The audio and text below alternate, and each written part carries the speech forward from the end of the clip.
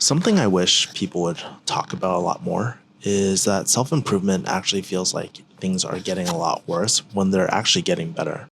Let me kind of explain. So, I don't know when it was. It was probably like my first or second year into jujitsu. My coach at the time told me, like, hey, you kind of need to learn how to play on your back. At the time, I was like literally bullying everyone. I was always playing top. I was bigger and stronger than a lot of people, not more agile, just like bigger. And I would just smash people. And I would do that to women, children, like people who were half my size and people who were my size too. But he told me something really, really important where he was like, hey, Kevin, you're never going to get really good at jujitsu unless you learn how to play on your back. And so that's when I spent the next 2 years learning how to play the fundamentals of guard or jujitsu or the art of butt scooting, right? Although people laugh at it, I do think it's kind of important to learn how to play on your back because you will find someone who's stronger than you or a better wrestler and stuff like that too. So there's that. During this transition time, I was the one getting smashed all the time and I felt so crappy. At first, I would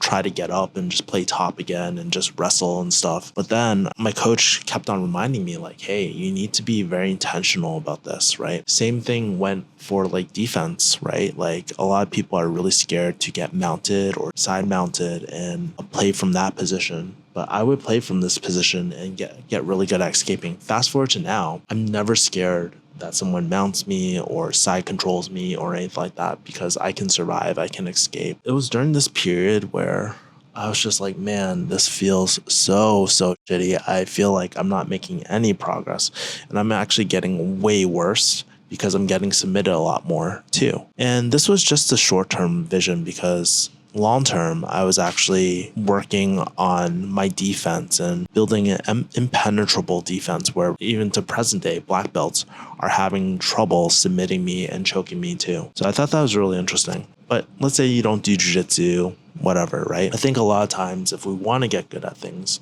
we have to work on some of the things that we're actually weak at sometimes. And so in jiu-jitsu, this might be your leg locks.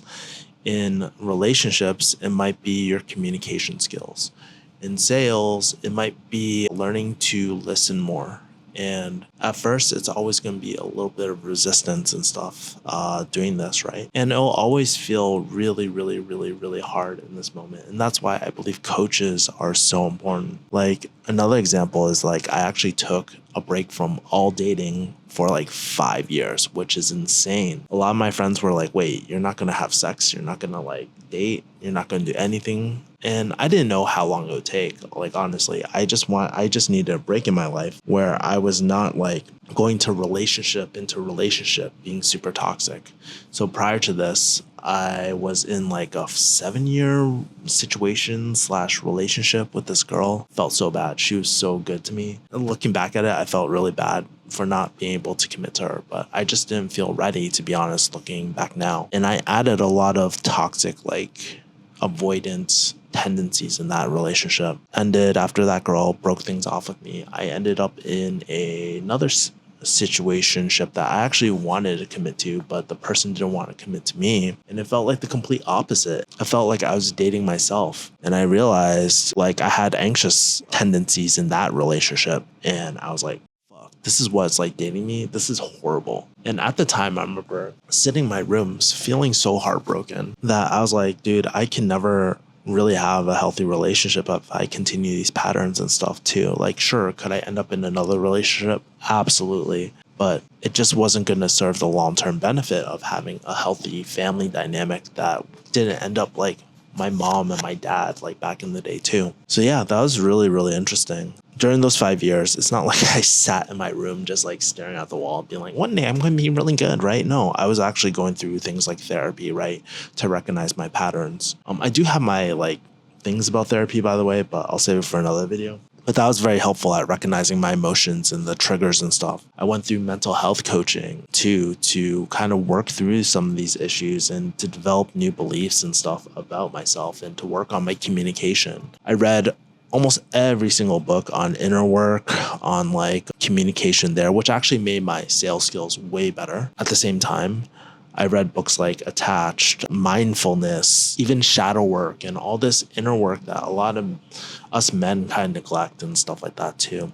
And little by little, I didn't realize this, but now looking back, was that I was building the building blocks of something better. And I remember when I was doing this work, I would just be so paralyzed at times, being like, I am so f***ed up. This feels so uncomfortable. I feel like I'm so broken where I'm too gone to be saved.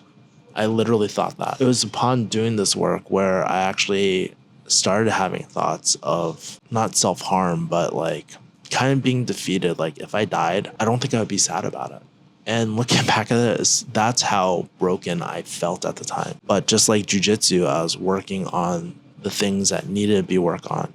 I was working on my defense and stuff too for a good foundation for my growth. And fast forward to now, I actually like started meeting different girls in Asia and just approaching girls again. And it feels very wholesome. It feels really good. And it feels like I have this next level of riz or like communication skills that most guys kind of lack. And it feels great. And now I'm dating a girl out here too, which has been really, really fulfilling. And I see all the where the hard work is. I just want to remind you that if you're watching this and you stuck through all this yapping, the truth is you are probably in a time where you feel like you are sucking ass so hard. But I just want to remind you that this is part of a normal process. You will get through this. Make sure to surround yourself people with friends or even comment below for support and stuff like that. I really want to remind you that it's not over. And like, as much as it sucks, it's almost like a drug addict, like going through rehab. It's going to feel like death because it is a death of your old identity, your old habits, your old way of being. And it's going to continue this. But coming out, you'll feel so much better about yourself. And I'm constantly doing this for my health, wealth, relationships, the next evolution of Kevin Yee. If you watch me from 10 years ago when I started YouTube, my whole vibe and how I am is completely different from now. And it's almost this silent charisma, this silent inner confidence that no one really talks about. That is the real cheat code of life. When you are kind of like feeling beaten down and you make it through, nothing can take that away from you, that level of confidence. Feel free to share your story below. Just know that there's people like you, me, we're really very similar as well. So I'd love to hear a story below. Yeah, here's another video that the YouTube algo will think you'll like. I'll talk to you later, mother people. Bye. Whoosh.